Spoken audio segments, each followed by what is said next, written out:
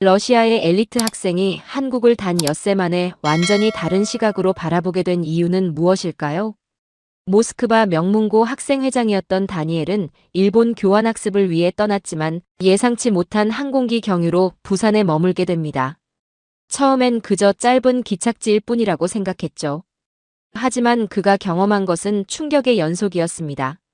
지하철에서 목격한 믿기 어려운 질서, 갑작스러운 소나기에서 만난 따뜻한 손길, 그리고 첨단 기술 속에서도 사라지지 않는 인간미까지. 광활한 시베리아 대륙에서 온 그조차 깜짝 놀란 대한민국의 진짜 모습을 만나게 된 것입니다. 과연 어떤 경험들이 그를 이렇게 변화시켰을까요? 그리고 러시아로 돌아간 그가 품게 된 특별한 다짐은 무엇일까요? 지금부터 여러분과 함께 그 놀라운 여정을 따라가 보겠습니다. 구독과 좋아요, 그리고 알림 설정으로 더 많은 감동적인 K스토리를 놓치지 마세요. 러시아 모스크바의 명문 제1578 김나지움에서 학생회장을 맡고 있던 17살. 다니엘은 평생 잊지 못할 순간을 맞고 있었습니다. 드디어 꿈에 그리던 일본 도쿄 국제교류 프로그램에 선발된 것이지요. 3명의 동급생들과 함께 떠나는 이번 여행은 단순한 교환학습이 아니었어요. 러시아와 일본 간의 문화교류 대사로서 중요한 임무를 맡은 셈이었습니다. 도모데도보 공항에서 출발 준비를 마친 다니엘은 가슴이 두근거렸어요. 사무라이 정신과 첨단 기술이 공존하는 일본 문화를 직접 체험할 생각에 잠을 이룰 수 없을 정도였죠. 동행하는 친구들인 미하일, 엘레나, 그리고 알렉세이도 마찬가지로 설렘을 감추지 못했습니다. 하지만 하늘은 그들의 계획과 다른 각본을 준비하고 있었어요. 이륙한 지 6시간이 지났을 무렵 기장의 목소리가 기내에 울려 퍼졌습니다. 일본 상공에 예상보다 강력한 태풍이 형성되어 도쿄 나리타 공항 착륙이 불가능하다는 것이었죠. 대신 한반도의 부산 김해공항에 임시 착륙한다는 소식이었습니다. 다니엘은 창문 너머로 보이는 낯선 땅을 내려다보았어요. 산과 바다가 어우러진 풍경이 러시아와는 전혀 다른 매력을 뽐내고 있었습니다. 항공사 직원은 최소 사흘 정도는 머물러야 한다고 안내했죠. 처음엔 실망스러웠지만 곧 호기심이 그 자리를 대신했어요. 공항 밖으로 나서자마자 다니엘은 놀라지 않을 수 없었습니다. 밤 9시가 넘었음에도 거리는 환하게 빛났고 사람들은 질서정연하게 움직이고 있었거든요. 러시아에서 한국에 대해 들어본 건 거의 없었는데 첫인상은 생각보다 훨씬 인상적이었습니다. 호텔로 향하는 버스 안에서 가이드는 간단한 한국 역사를 설명해 주었어요. 60여 년 전 폐허에서 시작해 지금의 발전된 모습까지 이루어낸 이야기는 마치 현대판 기적 같았습니다. 다니엘은 속으로 생각했어요. 과연 이곳에서 어떤 경험을 하게 될까요? 체크인을 마치고 방에 들어선 다니엘은 창밖을 바라보았습니다. 멀리 보이는 바다와 불빛들이 만들어내는 야경이 독특한 아름다움을 자아내고 있었죠. 원래 계획과는 전혀 다른 여행이 시작되었지만 왠지 모를 기대감이 마음속에서 자라나고 있었어요. 다음 날 아침 7시, 다니엘은 호텔 창문을 열며 하루를 시작했습니다. 싱그러운 바닷바람과 함께 들려오는 소리들이 독특했어요. 러시아의 조용한 아침과는 달리 활기찬 에너지가 거리 곳곳에서 느껴졌거든요. 호텔 조식당에서 친구들과 만난 다니엘은 당황스러운 상황에 놓였습니다. 메뉴판이 한글과 영어로 되어 있었지만 음식 이름들이 낯설기만 했어요. 김치찌개, 된장국, 비빔밥이라는 단어들은 상상조차 할 수 없는 맛이었죠. 버스를 타고 시내로 향하는 동안 다니엘은 창밖 풍경에 완전히 매료되었어요. 높은 산들이 도시를 둘러싸고 있고 그 사이사이로 현대적인 건물들이 조화롭게 자리 잡고 있었습니다. 러시아의 평평한 지형과는 완전히 다른 모습이었죠. 특히 놀라운 건 교통체계였어요. 수많은 차량들이 도로를 가득 메우고 있음에도 질서정연하게 움직이고 있었거든요. 신호등에서 정차할 때도 경적 소리 하나 들리지 않았습니다. 다니엘은 속으로 감탄했어요. 이런 시민의식은 어떻게 만들어진 걸까요? 길거리 곳곳에서 눈에 띄는 것들이 있었습니다. 깔끔하게 정리된 상점과 화려한 간판들 사이로 보이는 전통적인 기와지붕, 그리고 젊은이들의 독특한 패션까지. 전통과 현대가 자연스럽게 어우러진 모습이 신기했어요. 점심시간이 되어 들어간 식당에서 다니엘은 또 다른 충격을 받았습니다. 주문도 하기 전에 반찬 여러 개가 상 위에 올라왔거든요. 러시아에서는 상상할 수 없는 서비스였죠. 게다가 이 모든 반찬들이 무료라는 사실을 알고는 더욱 놀랐어요. 오후에 해운대 해변을 산책하면서 다니엘은 한국인들의 여가 문화도 관찰했습니다. 가족끼리 나와 치킨과 맥주를 즐기는 사람들, 친구들과 배구를 하는 젊은이들, 할머니들이 함께 모여 이야기꽃을 피우는 모습까지. 모든 것이 자연스럽고 따뜻해 보였어요. 해가 지기 시작하자 거리에는 네온사인들이 하나둘씩 켜지기 시작했습니다. 화려한 색깔들이 도시를 새로운 모습으로 변화시켰죠. 러시아의 절제된 야경과는 완전히 다른 역동적인 에너지가 느껴졌어요. 저녁 무렵 호텔로 돌아가는 지하철에서 다니엘은 하루를 돌아보았습니다. 단순히 일본으로 가는 중간 기착지라고 생각했던 이곳이 이렇게나 매력적일 줄은 몰랐거든요. 친구들 역시 같은 마음인 듯 서로 오늘 본 것들에 대해 열정적으로 이야기를 나누고 있었어요. 셋째 날 아침 다니엘과 친구들은 호텔 로비에서 조식을 위해 모였습니다. 하지만 여전히 한국 음식 주문은 쉽지 않았어요.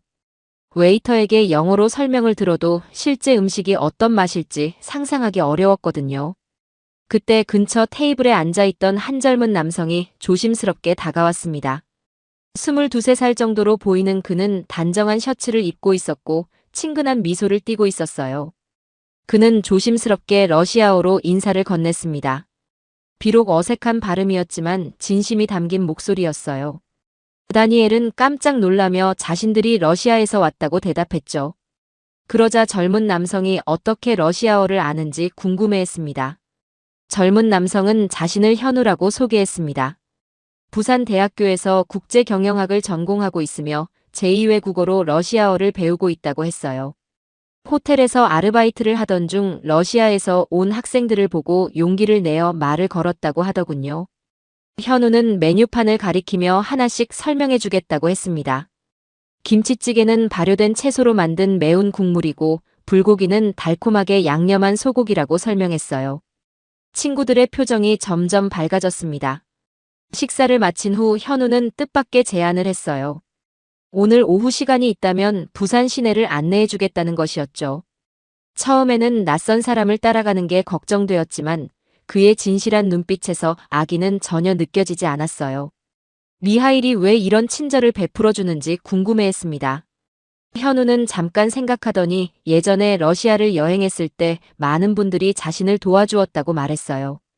길을 잃었을 때 집까지 데려다 주신 할아버지, 러시아어를 가르쳐 주신 대학생들까지 언급하며 이번엔 자신이 그 마음을 전하고 싶다고 했습니다.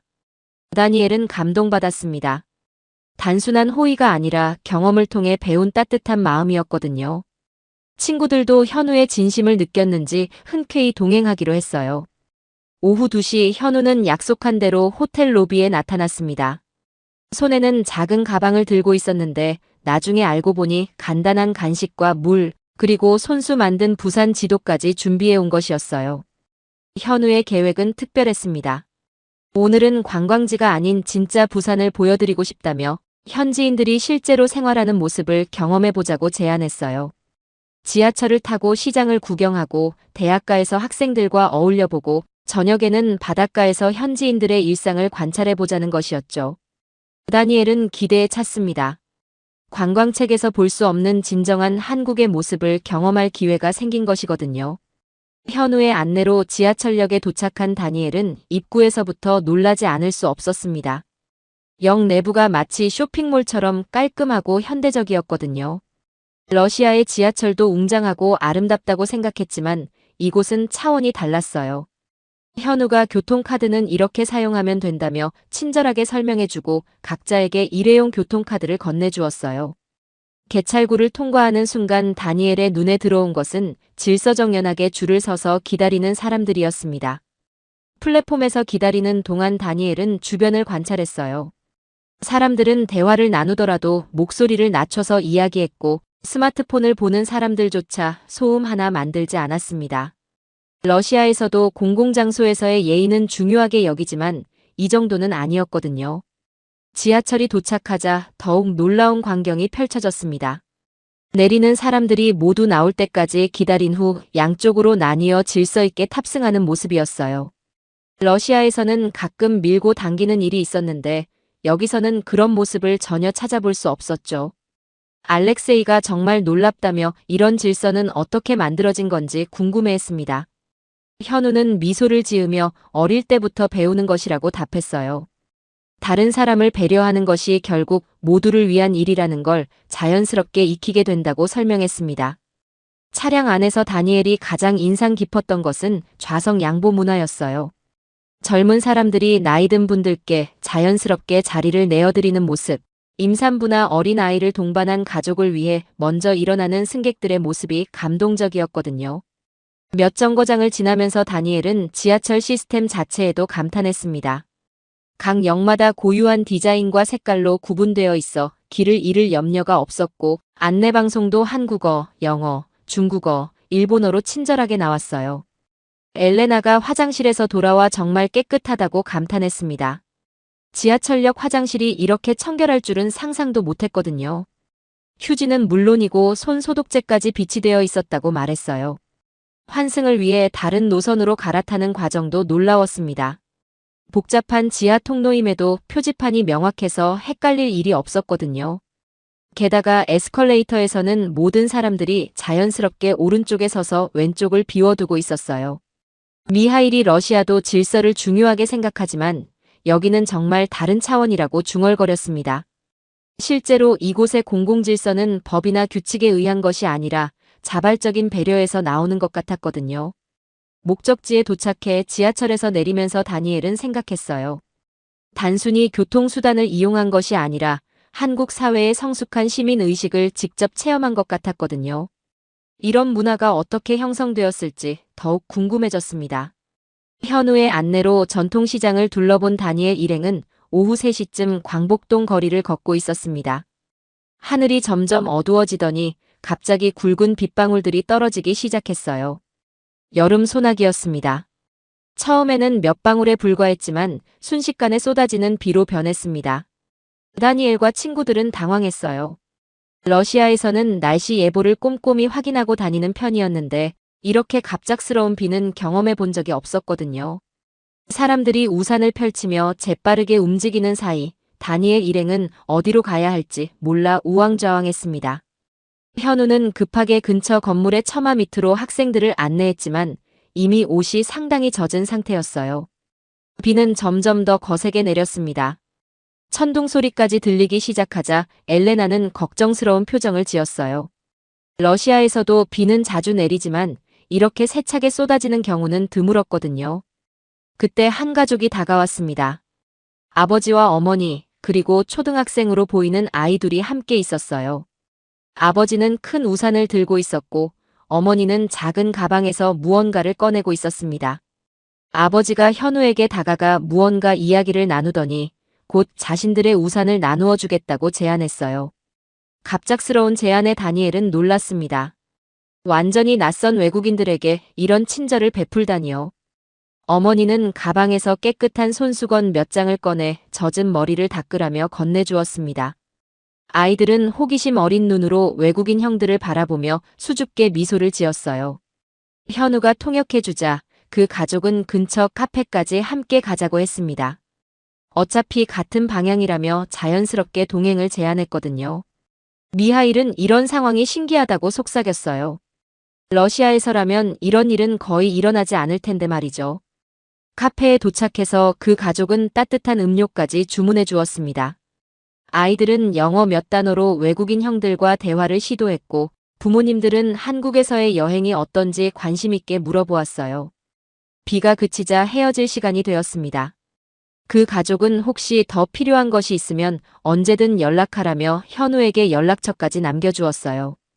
아무것도 바라지 않는 순수한 친절이었습니다. 거리로 나온 다니엘은 여전히 믿기지 않았어요. 완전히 낯선 사람들이 어려움에 처한 외국인을 자연스럽게 도와주는 모습이 너무나 인상적이었거든요. 알렉세이도 이런 경험은 처음이라며 감동을 표현했습니다. 현우는 이런 일이 한국에서는 그리 특별한 것이 아니라고 설명했어요. 어려운 사람을 도와주는 것은 당연한 일이고 특히 외국에서 온 손님들에게는 더욱 친절하게 대하려 한다고 했습니다. 저녁 무렵 호텔로 돌아가는 길에 다니엘은 오늘 하루를 돌아보았습니다. 갑작스러운 비로 시작된 작은 사건이었지만 한국 사람들의 따뜻한 마음을 직접 경험할 수 있는 소중한 기회였어요. 넷째 날 오전 현우는 특별한 장소로 다니엘 일행을 안내했습니다. 자신의 모교인 해운대 고등학교였어요. 여름방학 중이었지만 보충 수업과 동아리 활동으로 많은 학생들이 등교하고 있었습니다. 교문을 들어서자마자 다니엘은 놀랐어요. 러시아의 학교와는 완전히 다른 분위기였거든요. 넓은 운동장과 현대적인 건물들, 그리고 무엇보다 학생들의 단정한 모습이 인상적이었습니다. 현우가 교무실에서 허가를 받은 후 학교 내부를 안내해 주었어요. 복도는 깔끔하게 정리되어 있었고 교실마다 최신 전자칠판이 설치되어 있었습니다.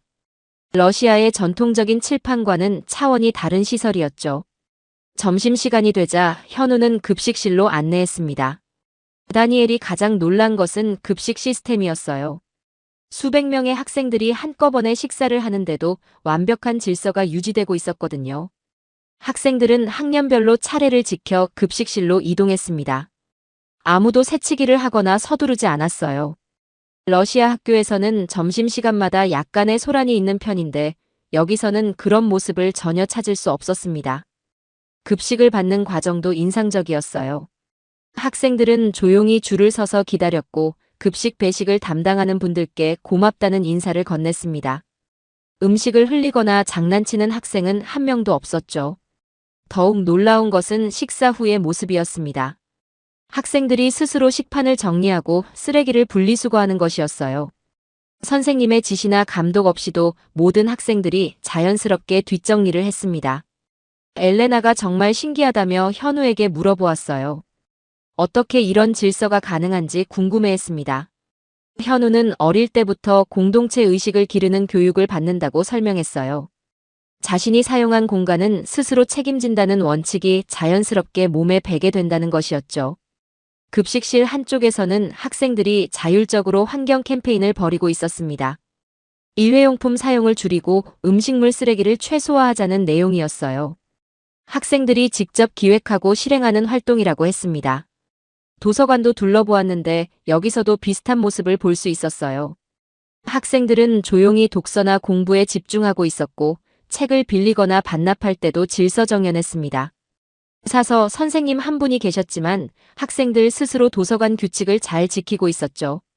방과 후 동아리 활동도 구경할 수 있었습니다. 과학실험 동아리에서는 학생들이 협력해서 실험을 진행하고 있었고 미술실에서는 각자의 작품에 몰두하고 있었어요.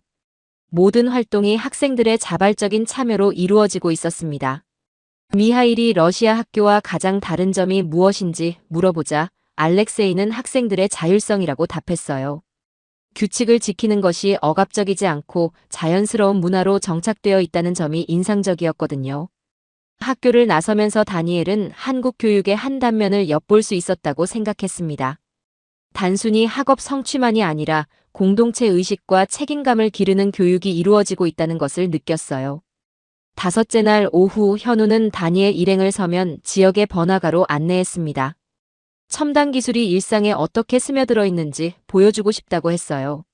러시아도 기술 선진국이지만 한국의 디지털 문화는 또 다른 차원이었습니다.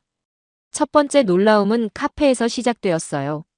현우가 스마트폰으로 미리 주문을 했는데 도착하자마자 커피가 이미 준비되어 있었습니다. 러시아에서도 온라인 주문은 가능하지만 이렇게 정확하고 빠른 시스템은 경험해 보지 못했거든요. 카페 직원은 주문 번호를 확인하며 밝은 미소로 인사했어요. 기술이 발달했다고 해서 서비스가 차갑지 않았습니다. 오히려 효율성이 높아진 만큼 더 친절한 응대가 가능해 보였죠. 점심을 먹으러 들어간 식당에서는 더욱 흥미로운 광경을 목격했습니다. 테이블마다 QR코드가 있어서 스마트폰으로 스캔하면 메뉴를 볼 수 있었어요. 주문도 터치 몇 번으로 간단하게 끝났습니다. 알렉세이가 정말 편리하다고 감탄했지만 다니엘이 더 인상 깊었던 것은 직원들의 태도였어요. 디지털 주문 시스템이 있음에도 불구하고 어려워하는 손님들에게는 직접 도움을 주고 있었거든요. 한 할머니가 QR코드 사용법을 몰라 헤매고 계실 때 젊은 직원이 다가가 친절하게 설명해 드렸습니다. 기술이 사람을 소외시키는 것이 아니라 오히려 더 나은 서비스를 위한 도구로 활용되고 있었어요. 대형 쇼핑몰에서는 또 다른 놀라움이 기다리고 있었습니다. 매장 곳곳에 디지털 안내판이 설치되어 있어 원하는 상점을 쉽게 찾을 수 있었어요. 심지어 실시간으로 각 매장의 대기 상황까지 알려주고 있었습니다. 엘레나가 화장품 가게에서 쇼핑을 할 때 직원은 태블릿을 이용해 피부 분석을 해주었어요. 과학적인 데이터를 바탕으로 상품을 추천해 주면서도 개인적인 취향과 생활 패턴까지 세심하게 고려해 주었습니다. 저녁 무렵 들른 서점에서는 AI 추천 시스템이 인상적이었어요. 관심 분야를 입력하면 맞춤형 도서를 추천해주는 키오스크가 있었거든요.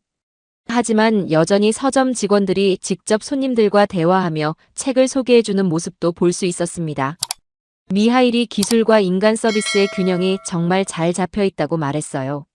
러시아에서는 때로 디지털화가 인간적인 접촉을 줄이는 경향이 있는데 여기서는 오히려 기술이 더 나은 소통을 돕는 역할을 하고 있었죠. 지하철역에서 집으로 돌아가는 길에도 놀라운 모습들이 계속되었습니다. 승차권 구매부터 열차 도착 정보까지 모든 것이 디지털화되어 있었지만 역무원들은 여전히 승객들을 세심하게 도와주고 있었어요. 한 외국인 관광객이 길을 몰라 헤매고 있을 때 지나가던 시민이 자신의 스마트폰으로 길찾기 앱을 실행해 도움을 주는 모습도 볼 수 있었습니다. 기술이 사람들 간의 연결고리 역할을 하고 있었죠. 현우는 한국의 디지털 문화에 대해 설명해 주었어요. 기술 발전의 목적이 사람을 대체하는 것이 아니라 더 나은 삶을 만드는 것이라고 했습니다. 그래서 아무리 첨단 시스템이 도입되어도 인간적인 배려는 절대 사라지지 않는다고 덧붙였어요. 여섯째 날 아침 호텔에서 일어난 다니엘은 창밖의 부산 시내를 바라보았습니다. 엿새 전 처음 이곳에 도착했을 때와는 완전히 다른 마음이었어요. 단순한 경유지라고 생각했던 이 도시가 이렇게 깊은 인상을 남겨줄 줄은 꿈에도 몰랐거든요. 아침 식사를 하러 내려간 로비에서 현우를 만났습니다. 며칠 동안 함께 지내며 진정한 친구가 된 그는 오늘도 밝은 미소로 인사했어요. 하지만 그의 표정에서 아쉬움이 느껴졌습니다. 항공사에서 연락이 왔다고 했어요. 일본 상공의 태풍이 완전히 지나가서 오후 5시 부산발 도쿄행 항공편이 정상 운항한다는 소식이었습니다. 기다리던 소식이었지만 복잡한 마음이 들었어요. 친구들과 함께 마지막 점심을 먹으러 나갔습니다. 현우가 추천해준 한정식 집에서 한국의 전통 음식을 맛보았어요. 처음 먹어보는 음식들이었지만 이제는 젓가락 사용도 익숙해졌고 김치의 매운맛도 견딜 수 있게 되었습니다. 식사 중에 현우가 말했어요. 며칠 동안 러시아 친구들과 지내면서 자신도 많은 것을 배웠다고 했습니다. 다른 문화를 가진 사람들과의 만남이 얼마나 소중한지 깨달았다는 것이었죠. 미하일이 이번 경험이 자신에게 어떤 의미인지 이야기했어요. 한국에 대해 거의 아무것도 몰랐는데 이제는 정말 특별한 나라라는 것을 알게 되었다고 했습니다. 특히 사람들의 따뜻한 마음이 가장 인상 깊었다고 덧붙였어요. 엘레나는 한국의 질서 의식과 배려 문화에 감탄했다고 말했습니다. 개인주의가 강한 러시아와는 다른 공동체 정신을 경험할 수 있어서 좋았다고 했어요. 알렉세이도 기술과 전통이 조화롭게 어우러진 모습이 정말 인상적이었다고 표현했습니다. 오후 3시 공항으로 향할 시간이 되었습니다. 현우는 작은 선물을 준비해왔어요. 부산의 명소들이 그려진 엽서와 함께 각자의 이름이 한글로 쓰인 열쇠고리였습니다. 정성스럽게 준비한 선물에 모두가 감동했어요. 공항 가는 버스 안에서 다니엘은 지난 엿새 동안의 일들을 떠올렸습니다. 갑작스러운 소나기에서 도움을 준 가족, 질서정연한 지하철, 학생들의 자율적인 급식 문화, 그리고 기술과 인간미가 공존하는 일상의 모습들까지. 공항에 도착해서 체크인을 마친 후 현우와 작별 인사를 나누었습니다. 서로의 연락처를 교환하고 언젠가 다시 만날 것을 약속했어요. 현우는 러시아에 꼭 놀러 가겠다고 했고 다니엘도 대학생이 되면 한국에 다시 오겠다고 다짐했습니다. 탑승구에서 기다리며 다니엘은 친구들과 이번 여행에 대해 이야기를 나누었어요. 원래 목적지였던 일본도 기대되지만 부산에서의 경험이 더 소중하게 느껴진다는데 모두가 동의했습니다. 비행기에 탑승하면서 다니엘은 창문으로 부산 시내를 내려다보았습니다. 처음 도착했을 때는 낯선 땅이었지만 이제는 따뜻한 추억이 가득한 곳이 되었어요. 언젠가 다시 돌아와서 더 많은 것을 배우고 싶다는 생각이 들었습니다. 한국에서 배운 것들을 러시아로 돌아가서도 실천해보고 싶었어요. 다른 사람을 배려하는 마음, 공동체를 생각하는 의식, 그리고 따뜻한 인간관계의 소중함까지. 예상치 못한 경유였지만 인생에서 가장 값진 경험 중 하나가 되었습니다. 엿새간의 부산 체류가 끝나고 일본으로 향한 다니엘. 과연 그의 마음속엔 어떤 변화가 일어났을까요? 단순한 관광이 아닌 진정한 문화 체험을 통해 그는 대한민국이라는 나라의 진면목을 발견했습니다. 질서와 배려가 몸에 밴 시민의식, 어려운 이웃을 자연스럽게 돕는 따뜻한 인정, 그리고 첨단 기술과 인간미가 완벽하게 조화를 이루는 사회. 이 모든 것들이 광활한 러시아 출신인 그에게는 신선한 충격이었죠. 무엇보다 인상 깊었던 것은 이런 문화가 강요된 것이 아니라 자연스럽게 형성된 것이라는 점입니다. 어린 시절부터 공동체를 생각하는 마음을 기르고 서로를 배려하는 것이 당연한 일상이 된 대한민국. 시베리아의 혹독한 추위보다도 따뜻한 우리 민족의 마음씨가 다니엘을 감동시켰던 거죠. 심지어 러시아어를 배우고 있던 현우 같은 젊은이들의 국제적 감각과 글로벌 마인드까지. 작은 반도 국가라고 무시했던 편견이 완전히 무너진 순간이었습니다. 이제 그는 러시아 친구들에게 한국의 놀라운 이야기를 들려주고 싶어 할 것 같네요. 여러분도 일상에서 이런 자랑스러운 대한민국의 모습을 발견하신 적이 있으신가요? 댓글로 경험담을 나눠주시고 더 많은 K컬처 감동 스토리가 궁금하시다면 구독과 좋아요 부탁드려요.